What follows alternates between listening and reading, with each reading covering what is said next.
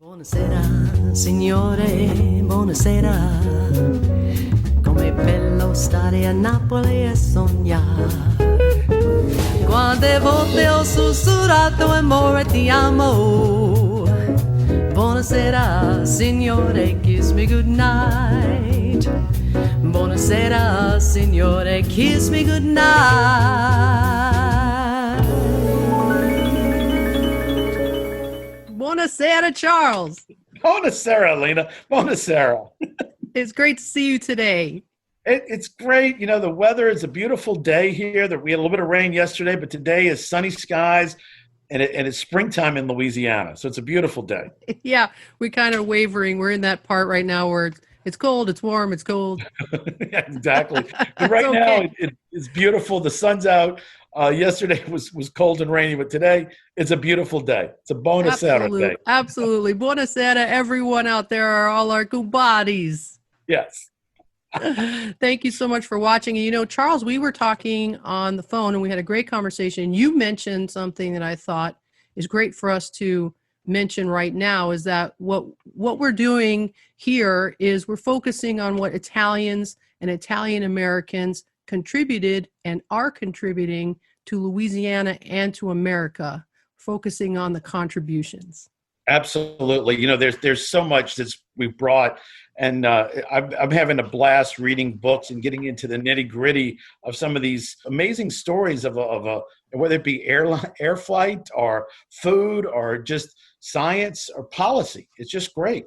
Yeah. So we're trying to cover all the positive things that Italians have done for us and Italian Americans are continuing to do. Yeah, absolutely, Lena. I mean, you know, there's some things going on right now. And again, we see a lot of Italian influence. And actually, we know historically there's just been going back to before America was founded. People were encouraging people as to how to develop America and what our goals and dreams should be for this new experience. And it's really been neat. It's been beautiful. Absolutely. So Charles, guess what? It's National Women's Month. And I wanted to ask you if you could highlight an Italian-American woman. Lena, there are many, but I thought we should start with this month. And the first mention would be Mother Cabrini. I can't think of anybody more important historically as early on than Mother Cabrini. She was in 67 cities and couldn't get into an order. So she started her own order in Italy, wanted to go to China. And the Pope sent her to America, in New York first. Once that lynching happened in 1891, they sent her to New Orleans. She opened up an orphanage to deal with the yellow fever and how many orphans there were. That was right there in the lower quarter. And it's right across right now from Jean Lafitte's blacksmith bar was where the original site was. She was dealing with so many orphans that she heard about this guy, Pizzotti, Captain Salvador Pizzotti, had no children. And as he was getting older in life, he was giving away a lot of the money that he had made from importing fruits from Honduras. He was a very innovative man. He owned a lot of land down in Venice that he bought. So she goes to Captain Pizzotti, who had just written a $70,000 check to build St. Joseph's School on Tulane Avenue. The church is still there. And yeah, that was a big money in 1903. Yeah. And she sees him. And she writes him over. She says, "Look at these poor children, and there's so many in a room. I need a better facility." And he shows her. She shows him the facility, and he goes, "I'm going to give you a check right now for $10,000." And she goes, "No, you're going to build it and pay for the whole thing." Wow! And he did. What an amazing woman, and perfect to highlight her. That's a great story, Charles. You're getting a marker done to commemorate her? Is that right? We do, because in New Orleans, I'm not sure who created the park, but in the 1940s, it seems, close to where that first orphanage was, the second orphanage became Cabrini High School. Right. So 1959, they shut down the orphanage and moved it into Cabrini High School, which has created tremendous alumni. But the park in the French Quarter lasts for about a block. It's on Dauphine Street. And I want to put a marker up there that talks about what Mother Cabrini contributed to yellow fever and the caregivers of yellow fever. We won't just make this about Italian history. We will make it about first responders, which we talk about how important they are today as we go with the COVID pandemic, we realized what it must have been like then when so many people were dying of yellow fever. So we have a beautiful marker that we're working with the city right now that would erect in that park. And it would also have a QR code that goes to the app we've done. So you could not only look at the marker, but you could go to a video that tells you more. That is incredible, Charles. Thank you for that. Absolutely, Lena. That's wonderful. Thank you. Yeah. So today my background is it's Sambuca, Sicily. It is beautiful. It is beautiful. Where on the coast is this? I'm not sure, Charles. I don't know that information. I picked it though because they had a thing where they were selling houses for €1. And it was so successful that they had like 110,000 requests for the €1 houses. And they're going to launch a new initiative in the spring, hopefully, with the €2 houses. So you put down what's required is a €5,000 deposit, and you have to refurbish the property within 3 years, and then you get your deposit back. The populations are dwindling in Italy, and we really should look at ways to retire to Sicily in a way. I mean, that'd be great to have a house over there and spend some time. Maybe we should have a New Orleans house in Sicily. Yeah, that sounds great. And look how beautiful it is. I mean, and it was successful, so it's working. Their little program is working. It is beautiful. I mean, and the ocean's right there. The Mediterranean is what you're looking at. I would think that it just makes the view would be phenomenal for $2 now. Yeah, $2. They raised the price. They raised the price. That's 100% increase, Lena. 100%. Hey, it's still a great deal. So, Charles, let's talk about we got to be on the Italian American podcast. Yes, we did. And, John Viola does a great job with that. And he loves New Orleans. He loves coming down and, he sings with you. He's got a pretty good voice. He does. And John he says a professional Italian, I'm an amateur Italian right now. One day I'll get to his level. So he just knows our history. He loves New Orleans. He finds any reason, he says, to come down here. He just loves everything. So it was a great opportunity for us. It is. And what he's doing, the Italian American podcast is absolutely fantastic. And go to this, copy this link down, because really sign up for this and subscribe to get this podcast. So you can listen to it. Has some fantastic guests. It's all great information and lots of fun. And it's a wonderful thing that he's doing. It really is. He actually, last year, he was down here with Ro, who was his co-host. So they went ahead and did a tour of New Orleans, things you must see and do in New Orleans if you're Italian. That's one of his episodes. But every week they feature Italian life and history. And it's a great opportunity to see what's outside of New Orleans, what New York life is like for Italians, or the history. And he's just so passionate about what he does. He does a great job of educating through a podcast. Yes, absolutely. The podcast is very informative, and there's lots of subject matter. Also, Charles, we started a new little mini video series called Info Espresso. And we're going to give you this link right here. It's my YouTube channel, Lena Prima channel, where you can watch these little videos. And Charles, you also have it posted on your channel. I do. My channel is Sicily Journal, but it's great to do this, Lena, because we have so many organizations and they do a lot of niche work. So I don't think many people know all the different things that we're covering with our, whether you're from Cefalù or Contestantolina, or if you live in Gretna, or you live in the Jefferson Parish on the East Bank. There's so many different clubs, Baton Rouge, Independence, Tickfaw, that you can get involved in.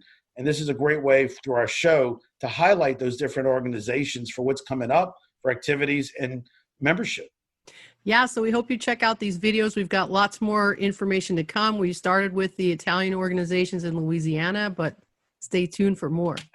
All right, Charles, I have a check this out today.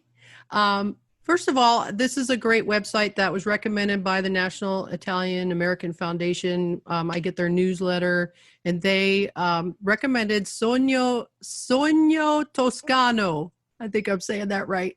It's a wonderful site which you can order Italian specialties online, and they also have recipes. They put together a little you can order little gift baskets of all Italian products and things. And their current recipes, which look great, are the Adoro Calamarata pasta with swordfish ragu, which looks fantastic.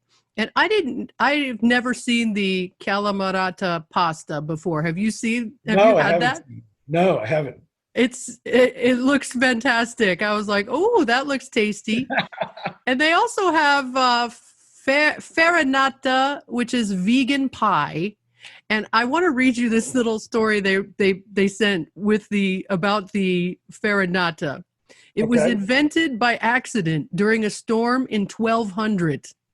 A boat was tossed so violently that it broke the jars of chickpeas, which were all poured and smashed. Chickpeas were forgotten in the sun and baked by its heat, and the result was devoured by the crew. Wow. So they made it into a thing now, and it's a vegan pie, like a pizza crust made of chickpeas, and it looks delicious. So if you go on their website and spend $75 right now, you get free shipping and one free garlic olive oil worth $24. Wonderful. Yeah. Wonderful, Lena. My second, check this out, is Chaz Palminteri Show on YouTube. And I've been following Chaz. Of course, I met Chaz when he was in New Orleans for the Italian parade. And he's a wonderful guy. And he's doing this great YouTube show called the Chaz Palminteri Show. So please look for it on YouTube. And it says underneath, believe in yourself. Every week he shares his life lessons. Look out for great guests and great conversation. No matter what you do with your life, Chaz has some advice on how you can be the best version of yourself. And it's very inspiring. And I look forward to watching those shows. Guess what? It's time for Charles Celebrates Culture. Oh, Lena.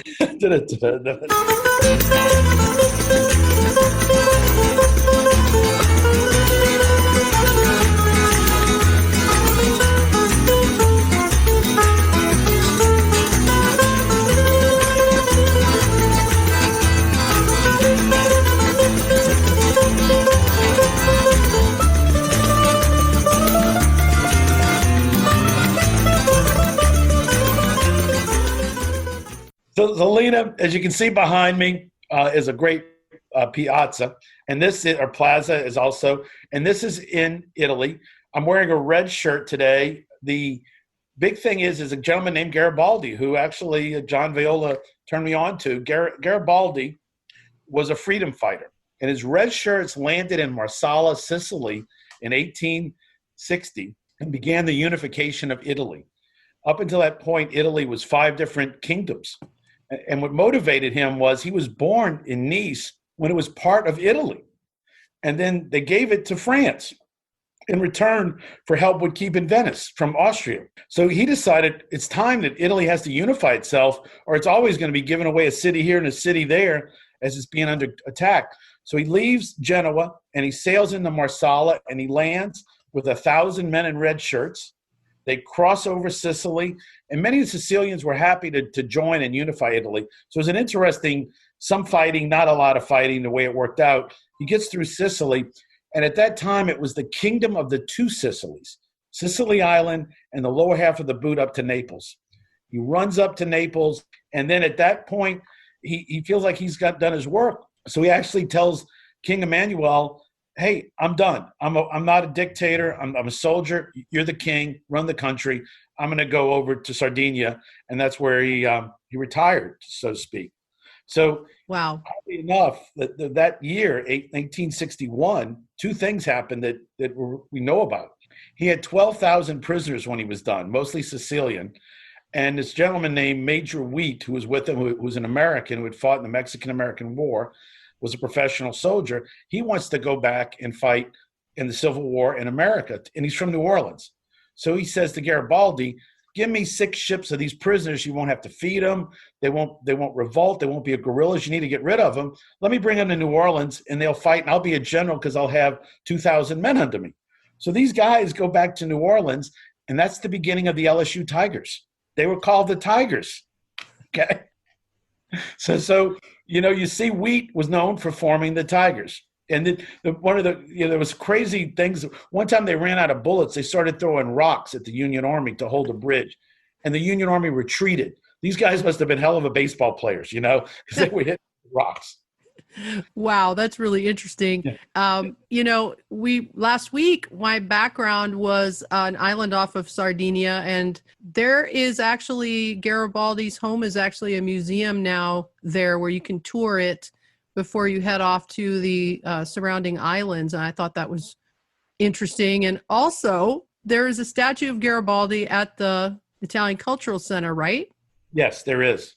And I found out that it used to be where my father's and his family's mausoleum is in Metairie Cemetery, and it had to be moved so his mausoleum could be built. Yes, exactly. I mean, isn't that something? We have the Prima, the Louis Prima tomb is on where the mausoleums are, and that mausoleum was really, some of these are over 130 years old. That mausoleum had actually fallen into disrepair. So it was disassembled. It was being disassembled, and that's how the land became available for your dad. And now the statue that was at the top is now on display at the piazza. Oh, so it was on the top of a mausoleum. Yes, it was. Wow. That was a really interesting little tidbit that I discovered. Yes, it is. Lena, John Viola knows so much Italian history. When he was down here, he was telling me not only the story about Major Wheat, but later Abraham Lincoln knew he needed a great general, and he went after Garibaldi. We're here today with John Viola at the Italian Piazza in New Orleans. John, welcome to the show. Good to be here. We're going to talk about Garibaldi, who must be the great Grand Marshal of all of Italy, right? Basically, yeah, I think that's how they hold him. Everywhere he went, everywhere he spoke, he was seen as this great fighter for liberty and human rights. And there's a cookie named after him in England. I mean, he was a celebrity there. He was a celebrity in the United States. And I think Lincoln, seeing this unfortunate march towards war and secession, decides it would be a great coup, both militarily and from a PR sense, to have Garibaldi come and lead his troops. And so he actually sends him an offer. Sort of Lincoln's attempt to really shift the paradigm, and he goes overseas and goes to Garibaldi. And Garibaldi essentially receives this letter with a hand delivery. Yes, with a real offer for a commission as a major general. And because he's in such high demand, he sends back an answer set with conditions, one of which is he needs the full command of the Union forces. Garibaldi always had his own way of fighting and never liked to answer to another leader.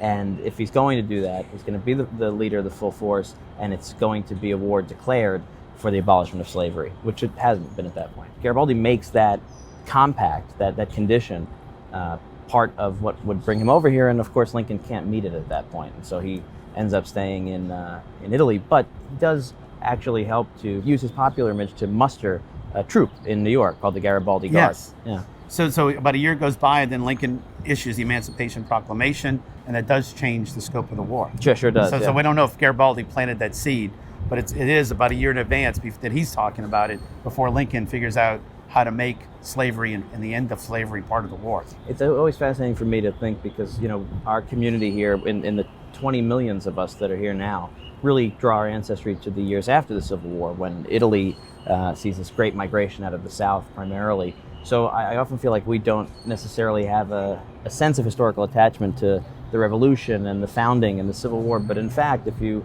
really do dig down, at the core of so many of our values is Mazzini's idea of all men being created equal, Garibaldi's insistence that this is a fight for freedom and equality. They are the best of Italian ideas. They are. So, John, I want to thank you for being on the show. Oh, it's fun. So Lena, you can see John just knows his history so great. That's what the podcast story is about that he does. And there's also more about the Garibaldi story. So people are interested. We are going to be expanding that full interview, and they can watch it on our YouTube channel and on TV soon. It'll be on a PBS station. Fantastic, Charles. Thank you.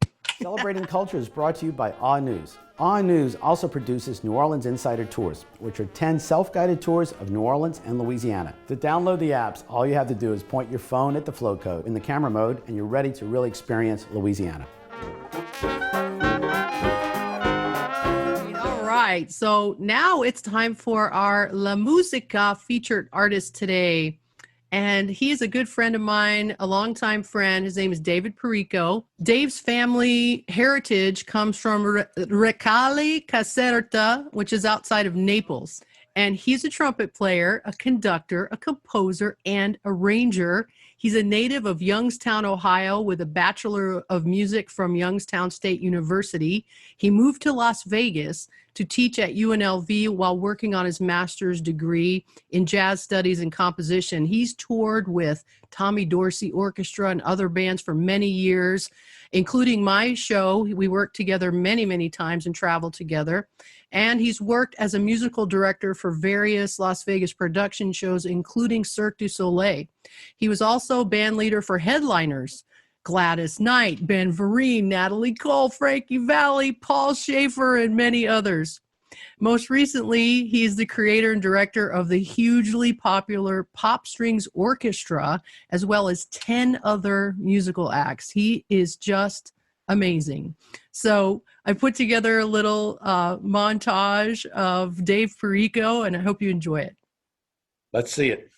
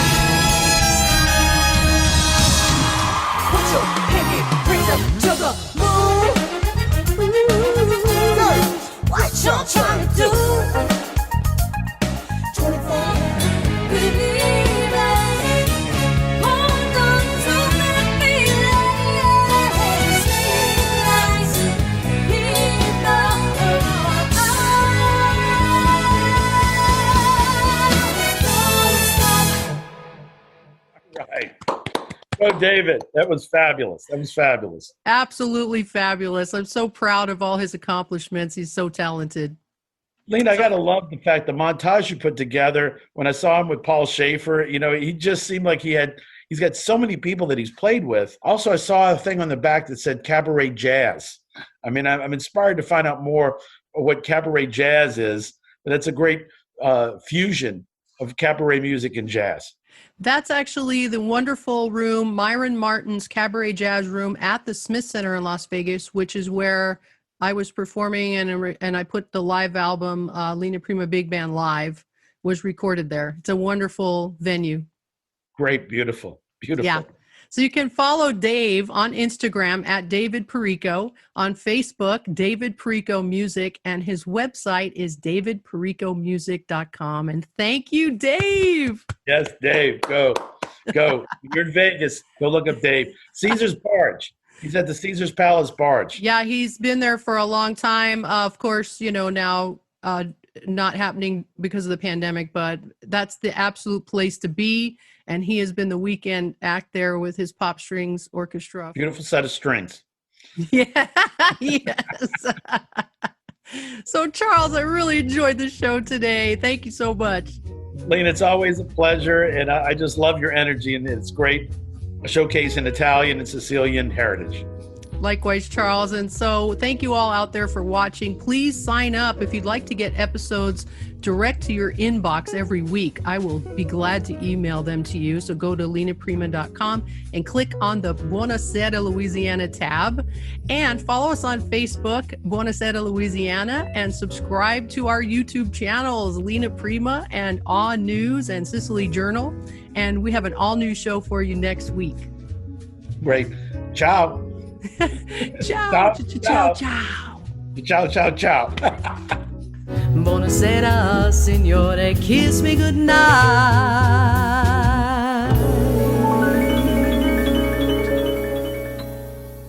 I am Lena Prima. My music is available on Amazon and iTunes, also BasonStreetRecords.com and LenaPrima.com. Please like my Facebook page, Lena Prima Official, and follow me on Instagram at Lena Prima. I would love it if you would subscribe to my YouTube channel, Lena Prima. Thank you so much. Ciao. Our New Orleans Insider Tour app features a Statue, Stories, and Spirits tour. It's a great way to learn about New Orleans. There are over 150 markers that all have a little story. Here, we're at the market of Edward Wisner, a man who was told to come to Louisiana to improve his health. He invented a pump and drained over 30,000 acres of land. The royalties of gas and oil now go to New Orleans, Tulane, LSU, and the Salvation Army. We have a lot of great stories in our app that'll add to your enjoyment and appreciation of New Orleans. It's simple to use with GPS, text, photos, and video.